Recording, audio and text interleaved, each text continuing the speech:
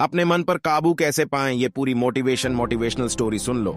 एक बार एक व्यक्ति अपने काम से लौट कर घर आया और साथ में पनीर लाया और अपनी पत्नी को कहा कि आज मेरे लिए बढ़िया पनीर की सब्जी बनाना, क्योंकि आज मैंने बहुत काम किया है और मुझे बहुत ज्यादा भूख लगी है और मुझे कुछ बहुत अच्छा खाना है। उसकी पत्नी कमरे से बाहर आई और पनीर लिया और कहा कि बिल्कुल, आप हाथ पैर धोकर तैयार हो जाइए, मैं आपके लिए बहुत ही स्वादिष्ट सा खाना बनाती हूँ। वो व्यक्ति फ्रेश हो गया और टीवी देखने लगा और इंतजार करने लगा सब्जी के बनने का, ताकि वो उसे खा सके। किचन से बहुत अच्छी खुशबू आ रही थी।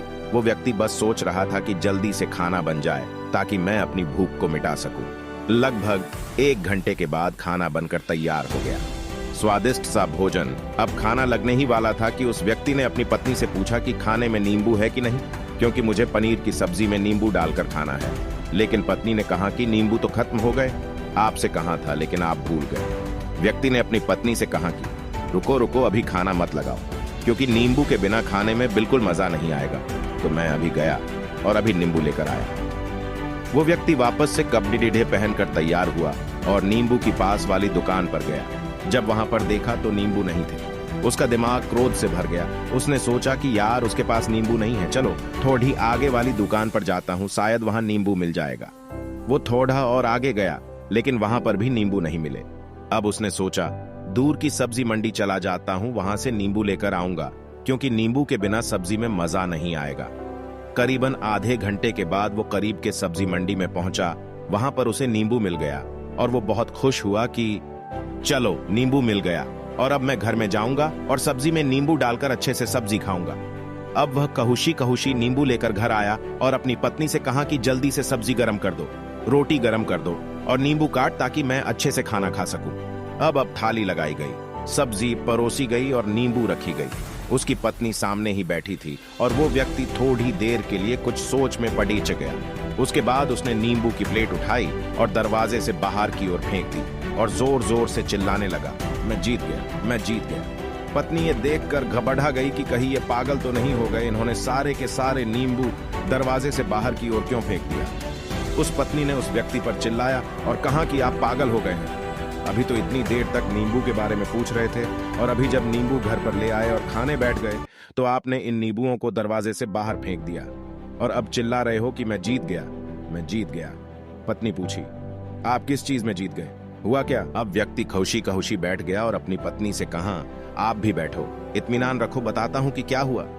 आज सुबह से ही मेरी जीत मुझे अपने बस में करने की कोशिश कर रही थी। जब मैंने बहुत काम कर लिया तब मुझे बहुत तेज भूख लगी। जब मैं घर पर आया तो तुमने बहुत ही स्वादिष्ट सब्जी बनाई, उसकी खुशबू मेरी नाक में गई। फिर मेरी जीभ ने कहा कि इसे अब नींबू चाहिए। मैं पास वाली दुकान पर गया, लेकिन वहां नींबू नहीं मिले। थोड़ी और दूर गया, वहां पर भी नहीं मिले, तो मुझे उसने और दूर लेकर गई।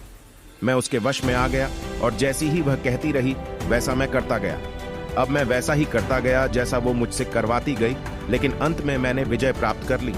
मैंने उसे उठाकर बाहर फेंक दिया और कह दिया कि तुम्हारा मुझ पर कंट्रोल नहीं है, बल्कि मेरा तुम पर कंट्रोल है और मैं जीत गया।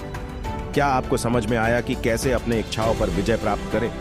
कई बार लोगों को शराब पीने की आदत लग जाती है और उस चक्कर में वो भटकते रहते हैं। यदि एक जगह नहीं मिलती तो दूसरी जगह जाए है, दूसरी जगह नहीं मिलती तो तीसरी जगह जाते हैं। और अक्सर युवाओं के साथ ऐसा जरूर होता है कि वो शराब पीने के लिए बैठते हैं, सारी शराब खत्म हो जाती है।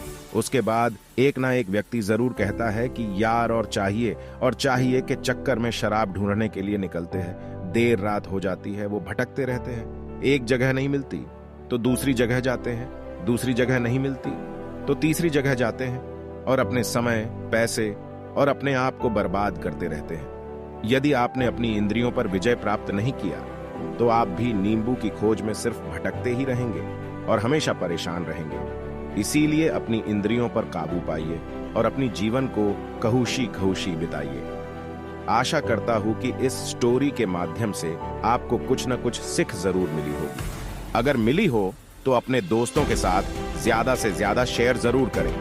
ऐसे ही motivational speech, inspirational story, quotes और लाइफ में सक्सेस कैसे पाए, ऐसे नॉलेज के लिए इस चैनल को सब्सक्राइब कर लो और कमेंट करो।